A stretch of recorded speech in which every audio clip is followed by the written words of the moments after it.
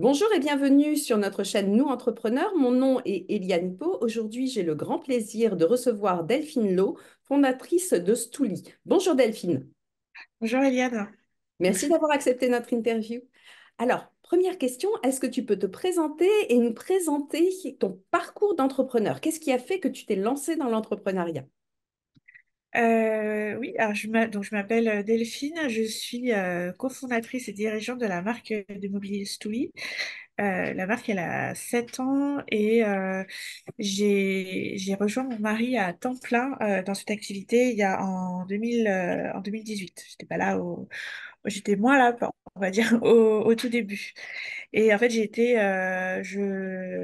été salariée, je travaillais en tant que contrôleur de gestion à EDF. Puis j'ai eu cette opportunité de d'arrêter, en tout cas de mettre en stand-by mon travail et de rejoindre, de partir sur l'aventure entrepreneuriale. Donc, c'est une aventure que tu as donc rejoint. Quelle était la motivation pour rejoindre ton mari? Euh, C'était avant tout de développer la marque, d'aller chercher, d'aller pousser la marque. On sentait qu'il y avait un potentiel, il y avait une demande derrière. Euh, et c'était d'aller être à temps plein pour pouvoir structurer, travailler sur le côté commercial, marketing, voir tout ce qu'on pouvait faire, aller le pousser le plus loin possible. Parce qu'effectivement, quand il y a un attrait de la clientèle, mais que ce n'est pas mis en avant, eh bien, ça reste confidentiel. Alors, comment tu t'y es prise justement pour structurer l'entreprise, pour développer cette partie marketing? En fait, quand on a commencé, on avait un produit, mais pas vraiment d'offre, pas de positionnement, mais un produit sympa. Et moi, comment j'ai commencé? J'ai commencé à présenter le produit en concours d'entrepreneurs. Euh, c'était des concours d'incubateurs, Mhm. ou ce genre de choses. Et en fait, ça nous a, avec déjà tout le temps de préparation, de savoir qu'est-ce qu'il fallait présenter, qu'est-ce qu'il fallait dire. Ça m'a pas mal aidé après avec les retours qu'on a eus, puis le fait d'avoir aussi gagné les concours. On a gagné des accompagnements. Et donc, on s'est fait coacher, aider, conseiller sur un peu les aspects qu'on ne connaissait pas, parce que moi, je suis ingénieure, mon mari aussi. Donc, nous ne sommes pas, nous ne venons pas du monde ni de la communication, ni du digital, ni du marketing. Donc, c'est des choses qu'on a appris sur le tas en se faisant conseiller. On ne savait pas du tout ce que c'était qu'une plateforme de marque.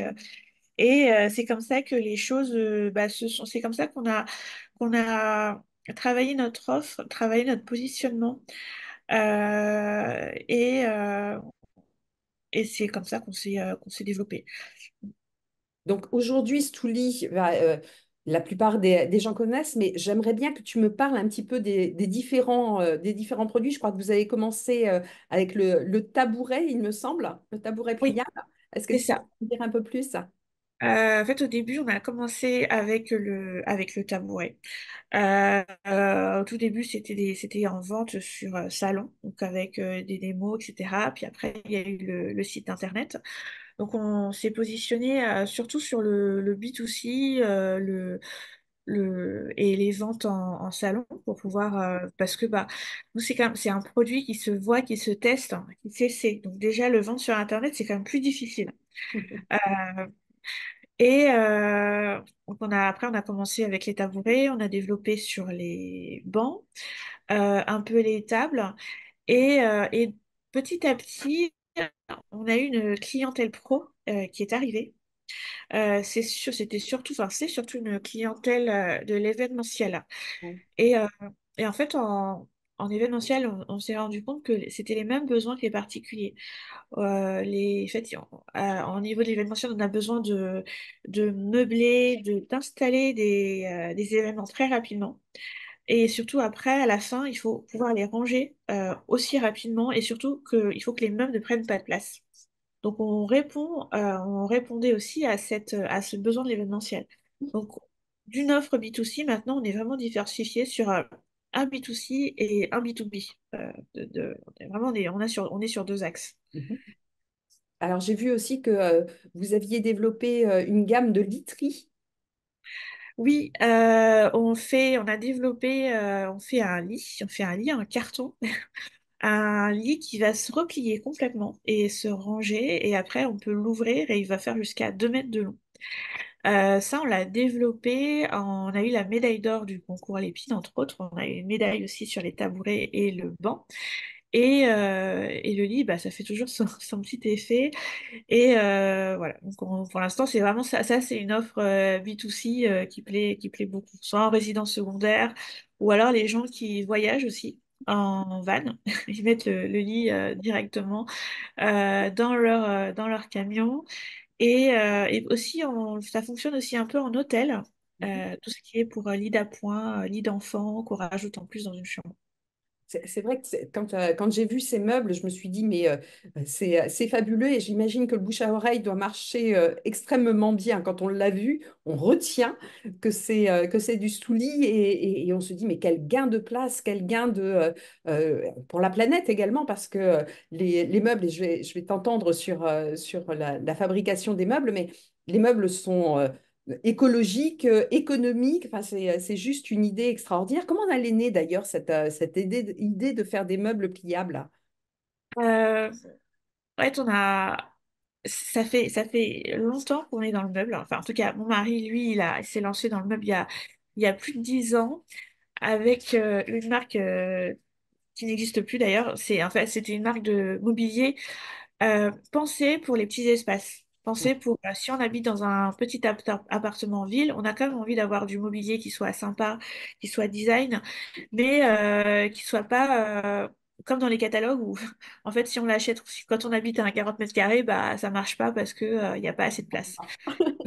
On était parti sur ce genre de type de produit, donc du mobilier design mais adapté pour les petites surfaces.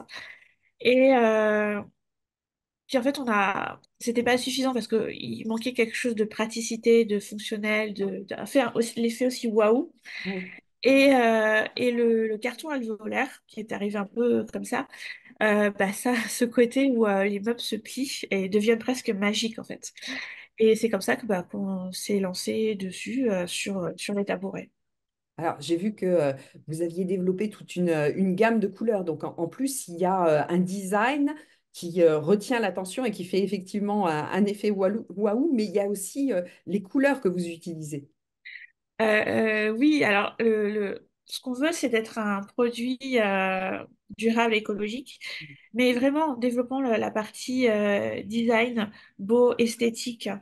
Et le fait de développer toutes ces couleurs fait que bah, les entreprises s'y retrouvent, elles peuvent prendre les couleurs qui sont dans leur palette graphique. Bah, les particuliers s'amusent, ils vont mettre des couleurs pop sur des univers qui sont plus neutres. Et donc ça, c'est quelque chose qu'on essaye de cultiver au maximum. C'est le côté design du produit. Pour avoir on achète, on se fait plaisir, c'est durable, mais aussi on s'achète parce qu'on s'amuse, c'est beau et qu'on a envie d'avoir les deux côtés, le côté pratique, fonctionnel, durable et aussi c'est juste, bah, c'est beau. Alors, je vais rebondir sur durable. Je crois qu'il y a quelques idées préconçues sur ton domaine et sur les meubles qui sont fabriqués en carton. Est-ce que tu veux bien nous en parler et balayer cette idée préconçue, s'il te plaît? Oui, en fait, il y a une idée préconçue ouais, sur les meubles en carton, c'est le fait de dire bah c'est pas solide. Alors, si je m'assois dessus, ça va s'écrouler. Donc déjà ça au niveau de la résistance et au niveau bah, de la durabilité dans le temps. Ouais, c'est bien, c'est pour une fois, mais après ça va pas tenir dans le temps. Alors que pas du tout. Le carton, bah, quand c'est bien fait, quand c'est bien travaillé, déjà c'est ultra résistant. Les tabourets, on les a fait tester hein, sur une presse en atelier. Et un tabouret supporte 900 kilos. Il a, Aucun de nous fait. donc il a rompu à 900 kilos. Donc 900 kilos, c'est énorme. Hein, C'est c'est beaucoup même, plus. Ouais, c'est beaucoup plus qu'une chaise, hein. Et parce que c'est parce qu'on joue sur l'alvéole. En fait, c'est le carton alvéolaire qui fait que c'est Oui. la structure du carton qui fait que ce soit aussi résistant. Et bah, le côté durable, c'est que ouais, ça tient dans le temps. Ça tient dans le temps, ça ne bouge pas et c'est aussi solide que du mobilier en bois. C'est juste que bah, il faut euh, nous, autour de notre produit, il y a toute une pédagogie à faire en disant, bah ouais, mais c'est aussi résistant, c'est que le bois, que le plastique, mais c'est du carton. Et donc, il y a effectivement un effet bénéfique en plus pour notre planète. Alors, où est-ce qu'on peut trouver Stouli et comment se le procurer, s'il te plaît, Delphine? Donc aujourd'hui, avec Stooli, on est principalement distribué en France. C'est 90% des ventes, c'est sur la France. Euh, on va être, bon, bien sûr, on est sur notre site e-commerce et on est présent dans les grands magasins. Euh, on est en train d'être distribué sur toutes les galeries Lafayette de toute la France. Euh, on a des boutiques de revendeurs, des concept stores un peu partout en France. Et, euh, et en fait, on cherche à se faire distribuer sur un réseau assez premium parce que c'est un produit, on positionne ce produit dans du luxe accessible.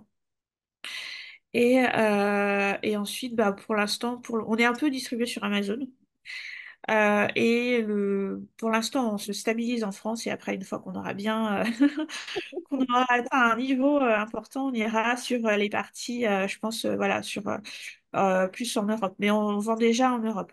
Et vous vendez déjà en Europe. Alors, les grands projets de Stouli alors, on est encore en début 2024, mais je vais te projeter sur fin 2024 et 2025. C'est quoi? Est-ce qu'il y a des pépites qui vont sortir, de nouveaux mobiliers, de nouveaux pays? Tu viens de nous en parler un petit peu?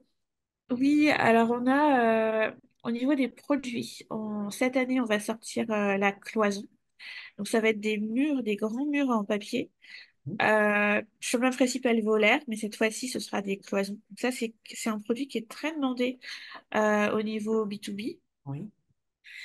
Et, euh, et ensuite, au niveau de l'entreprise en elle-même, euh, jusqu'à aujourd'hui, les produits sont fabriqués en Asie. C'est comme ça qu'on s'est développé, on a testé le marché, qu'on voit. Et on a on a une opportunité de monter notre usine du coup, du côté de Marne-la-Vallée. C'est en cours. Et on va pouvoir bah, installer nos propres lignes de fabrication en France, en région parisienne. Ça, c'est Donc génial. ça, c'est en cours. On est en cours d'installation, enfin de mise en place de l'usine. Et on devrait pouvoir sortir les premiers produits fin 2025, je pense. C'est un virage, mais qui est exceptionnel. Ça, c'est bravo. Ouais, bah, en fait, c'est un virage industriel enfin, ouais, qui m'a toujours tenu à cœur. Bah, déjà en étant ingénieur, enfin, déjà c'est quelque chose qui me parle. Et, euh, et le fait de pouvoir faire fabriquer en France dans ses ateliers, bah déjà ça permet d'être complètement autonome, d'être rapide sur les délais, de faire de la personnalisation parce que justement ce qu'on nous demande c'est beaucoup de personnalisation au niveau des couleurs, etc. Et ça on y répond, mais on y répond avec bah, des délais de fabrication qui sont assez longs. Et puis c'est le fait de pouvoir faire fabriquer, de pouvoir créer de l'emploi, de pouvoir voilà, d'être autonome et puis de créer un savoir-faire en France qui n'existe pas parce que ça, on ne sait pas le faire en France jusqu'à maintenant. Jusqu'à maintenant. Et là, on attend avec impatience les premiers produits sortis de l'usine de Marne-la-Vallée. Alors, je vais repartir sur ton parcours entrepreneurial. Quand on se lance dans l'entrepreneuriat, on a souvent beaucoup d'idées. Et puis, bah, quand on a réellement pris ses fonctions, on a souvent de grands apprentissages, de grandes surprises ou des choses qu'on avait pas imaginé. Quelle a été pour toi la plus grosse surprise quand tu es devenue chef d'entreprise? Euh, la plus grosse surprise, c'est de... Ça, c'est une... c'est une bonne question.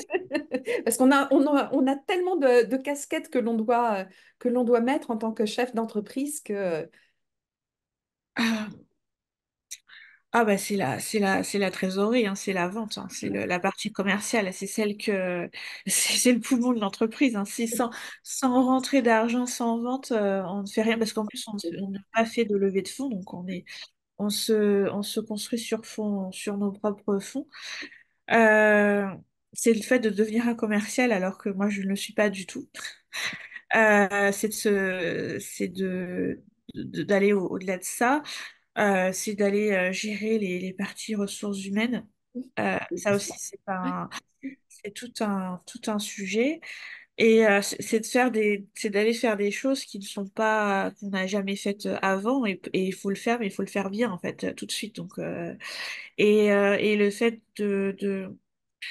de mal faire fait que ça peut vraiment retomber d'une façon très négative sur l'ensemble de l'entreprise. oui, Euh, il y a beaucoup, beaucoup de casquettes à acquérir et le moindre faux pas ou une mauvaise appréhension de quelque chose a un impact immédiat et direct sur le développement de l'entreprise. Alors aujourd'hui, Stooli se développe. On voit qu'il y a un véritable engouement du public, que ce soit en B2B ou que ce soit en B2C. Euh, Bon, je vais te projeter dans un exercice qui n'est pas obligatoirement très simple et on va imaginer, mais tu vas voir, c'est plutôt sympa. On va imaginer que je dispose d'une machine à remonter le temps et je t'emmène dans cette machine à remonter le temps. Et nous en ressortons et nous rencontrons Delphine, adolescente, pour laquelle tout est possible, notamment l'entrepreneuriat, devenir ingénieur, enfin, tout est possible. Est-ce qu'avec le recul, il y a un conseil que tu aimerais donner à la jeune Delphine, adolescente que nous rencontrons? ah oui, oui, je pense il y aurait plein de choses que j'aurais aimé savoir avant. Euh, Qu'est-ce que... euh, déjà que la perfection n'existe pas. C'est pas grave. Qu'il vaut mieux lancer quelque chose qui est pas parfait, qui est à moitié fini, mais aimer le lancer et puis et l'améliorer en route. Euh, je pense que ça m'aurait fait gagner énormément de temps et d'aller tester directement son idée sur place avec des retours clients, enfin même, enfin pas clients, mais en tout cas des retours de la communauté. Et, euh, et c'est d'abandonner, de ne plus faire toutes les choses qui sont un peu superficielles, pas importantes. Et ça, en fait, on se fait. Et surtout, je trouve que le plus dur, en fait, et ben maintenant dans l'entrepreneuriat, c'est qu'on a tellement de choses à faire que parfois on fait des choses qui ont très peu de valeur ajoutée. Et, euh, et c'est ça, c'est de se dire, de trouver, de bien utiliser son temps pour aller faire les choses qui vont rapporter le maximum de ventes. Et ça, je trouve que c'est quelque chose que moi que j'ai mis du temps à comprendre. Et il y avait des choses en fait qui n'avaient pas vraiment d'intérêt, donc ni pour l'entreprise ni pour moi-même, parce qu'il y a des choses j'aime bien faire parce que c'est un plaisir. Enfin, personnellement, j'apprécie et moi ça me fait développer des nouvelles compétences. Mais là, c'est d'aller chercher vraiment de se dire bah ça je le fais plus, d'accepter de faire le tri dans ce qu'on fait et de vraiment d'aller focaliser sur ce qui rapporte le plus. Et aussi, c'est de pas avoir peur de parler d'argent. Tout à fait.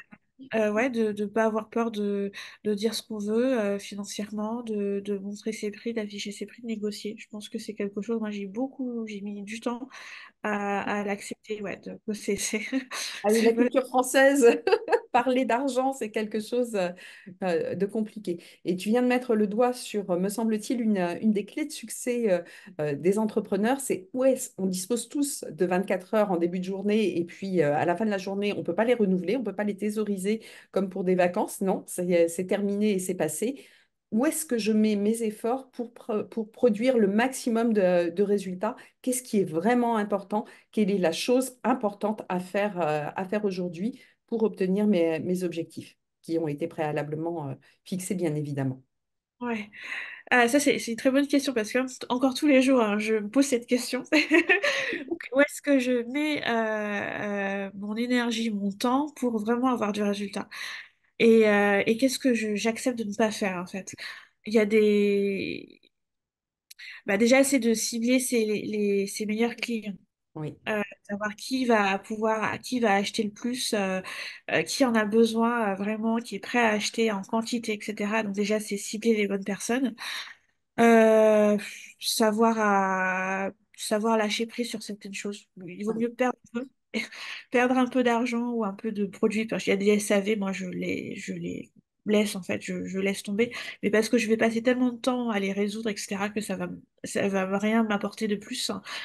C'est vraiment de cibler ses meilleurs clients et de les travailler son offre pour ses meilleurs clients. Mais pour ça, je pense qu'il faut bien comprendre quels sont les besoins, à quoi on répond comme besoin pour pouvoir aller trouver les meilleurs clients. Je pense que c'est surtout ça qui fait que quand on sait ça, oui, on fait le tri en fait dans toutes ces activités. Il y a des choses, bah, il faut accepter et ensuite, surtout qu'en plus, en tant qu'entrepreneur, tout le monde a envie de nous conseiller, de nous dire, Eh, pourquoi tu vas pas chercher là, et puis pourquoi tu c'est vas pas. ça. Ça, ce serait bien aussi. Là.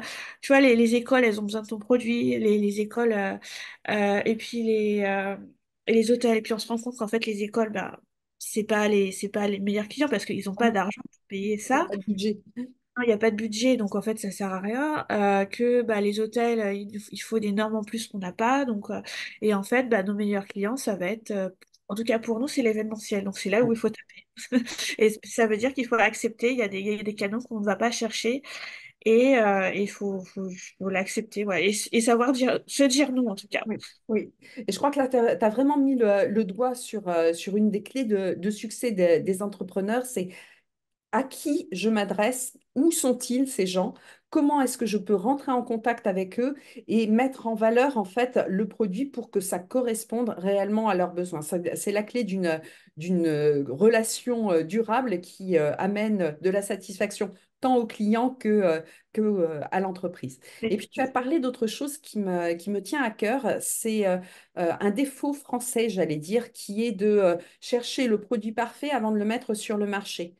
Or, le produit parfait, celui qui connaît son besoin et ses attentes, eh bien, c'est ce que tu as pratiqué, le test and learn, c'est-à-dire aller demander à ses clients quelles sont ses attentes et quitte à mettre un produit imparfait au départ sur le marché pour très vite l'adapter réellement aux besoins de ses clients. Et ça, je crois que c'est un très, très bel apprentissage. Très, très, merci beaucoup pour ce passage. Eh bien, Delphine, merci beaucoup de ton temps, de ton sourire et d'avoir inventé ce outil qui rend la vie plus facile à beaucoup, beaucoup de gens. Merci. Chers amis entrepreneurs, nous nous retrouvons bientôt pour de nouvelles interviews. Delphine, merci. Bonne journée. Au revoir. À bientôt. Au revoir.